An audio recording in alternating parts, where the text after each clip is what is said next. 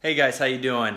Happy New Year. Thank you for tuning in. You guys got a lot you can do and you chose to watch my channel, so I really appreciate it. What I'm going to show you during this video is clips from the first week of training here in 2018. You're going to see some squatting, some deadlifting, some shoulder presses, things along those lines. And what I really want to focus on and drive home point in this video is it's a new year, right? It's time to set new goals. Now, it might be a continuation on goals that you had in 2017, but with each new year, we always tend to add something different. For me, for example, this new year, I want to try to add at least 30% of my max total onto all of my major 3 power lifts, my squat, my bench, my deadlift, as well as put on more size while concentrating on a bodybuilding style type routine, because I do have aspirations to get on stage, and I do have aspirations to put up big numbers and maybe one day compete in a powerlifting meet. So as you're going to see here, my training block is starting off pretty good so far. Still fairly injury free. I'm always got this little nagging back injury and everything, but nothing that's preventing me from training. And so far so good. I'm liking my new training block. It's challenging me and I find excitement in it. So that's what I implore all you guys to do. Whatever your goal is, make sure that it excites you, right? Don't just worry about the end outcome. Find something that you can learn purpose and lessons in along the way, right? During the process. The process is just as important, if not more, than what the outcome is. So thanks for tuning in. Check out some clips from training, and I hope you all kick off 2018 with an amazing start and just go crush it this year. Okay guys, so the first session of 2018 was my favorites, squats. Here my program is calling for 5x5s, okay? So I was doing 5x5s here.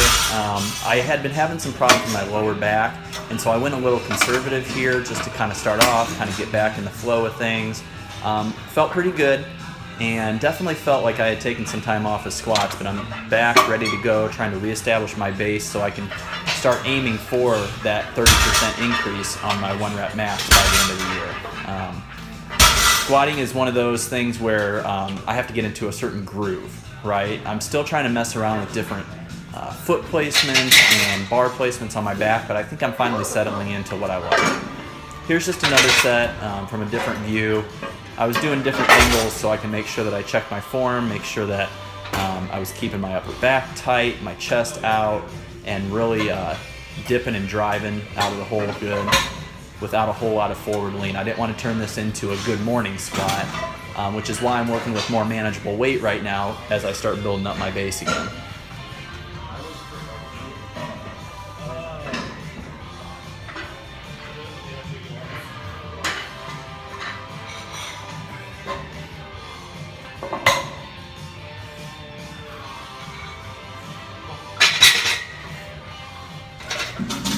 Here's just another angle. I believe this is set 3 or 4 of my 5. Just trying to make things a little bit more interesting for you viewers out there. But this also gives me a good indication from all different angles to make sure that I'm keeping the right form. Because, like I said, that lower back injury that I have on my lower left side, what I think it is, and it's not diagnosed, but what I have a feeling it is a very tight piriformis, which is really kind of pushing on my sciatica. So I'm actually going to be looking this week to go get that checked out. We're actually hosting, I work with Dr. Wayne Norton, and we're actually hosting a new bio lane camp down in Miami this weekend. So when I get back from that, I'm going to look at getting that taken care of and get that problem rectified so that it doesn't hinder any of my training moving forward. And I believe this is the last set of 5. Now I did do some more drop down sets after this, but I only filmed the actual heavy working sets today. What I like about this angle is that I can really concentrate on the angle of my back, right? I can really see that my chest is still pushing out forward, I'm squeezing with my upper back, and I'm really driving out of the hole, which is really helpful in critiquing all your form and making sure that you're doing things in the most safe and effective way possible.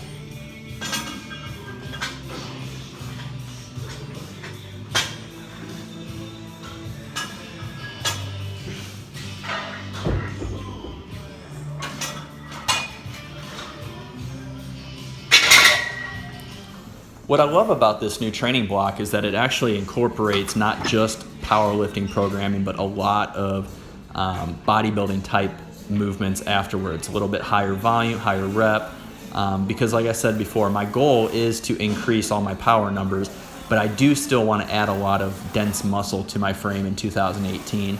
I am a smaller guy, and I come from a background of a lot of endurance sports, not to mention my eating disorder. And so building up my frame, building up my base of strength, and just continually getting stronger and stronger is a major goal of mine. And stepping on stage at some point and being able to show off all that hard-earned muscle for me, not for anybody else. That's one thing I tell a lot of people, is that when you're competing, you have to make sure you're doing it for yourself. Do it for your own reasons. Whatever outcome happens, whatever trophy you win, whatever pro card you get, those are just byproducts of the process and the lessons you learn from training along the way. And here I moved on to high rep leg press. I actually don't tend to go very heavy on the leg press. I like this movement a lot more for higher rep work. I get more of a burn in my quads, build up more metabolic damage, and I can really feel when I go slower and do higher reps, I can really feel my quads activating a lot more, as opposed to when I go heavier weight, I seem to power through it more with my joints. And that's when you start getting injury and soreness, and that's when debilitating injuries start happening and accumulating. So here's just a quick physique update of where I'm standing right now and heading into 2018 to grow. Now what I like to use the Smith machine for here are for overhead presses. And the reason I like to do this is because it takes all my lower body out, and I can really overemphasize my delts and my triceps in order for this movement. Shoulders are a problem area for me, and I'm trying to get more width on them. So being able to overload them on exercises like this using the Smith machine really helps in that process.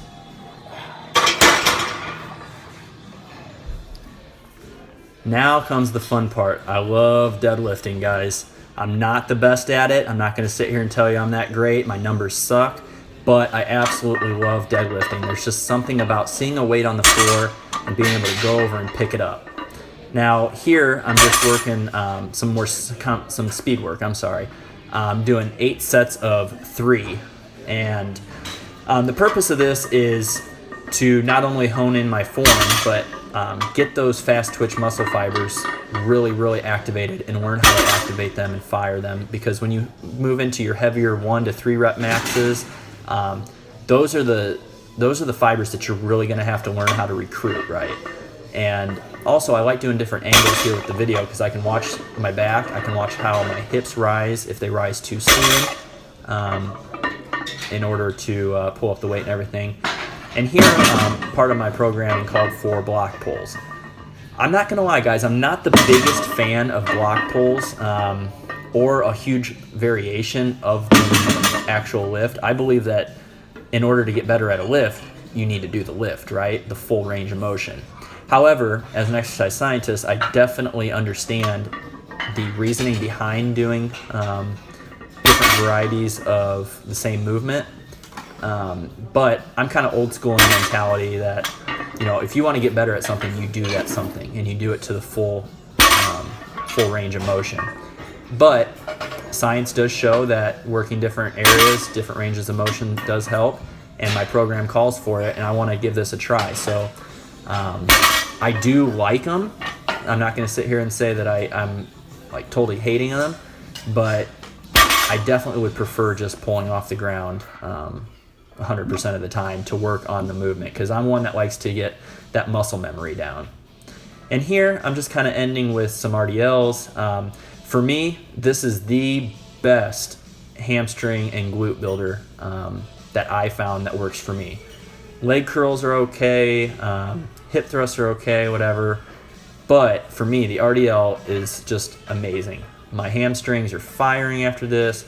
My glutes get built up and build a lot of power and strength to not only go through the motion of the deadlift, but when I'm firing out of the hole in the squat. So if you guys are not incorporating RDLs into your routine, I would highly suggest it. And I would suggest doing them in the higher rep range, anywhere from the 12 to 15 to 20 rep range. and work on really driving up and speeding through. So guys, thanks for joining in. I'll have another topic coming out this week and more footage to come later on this week. Have a great day.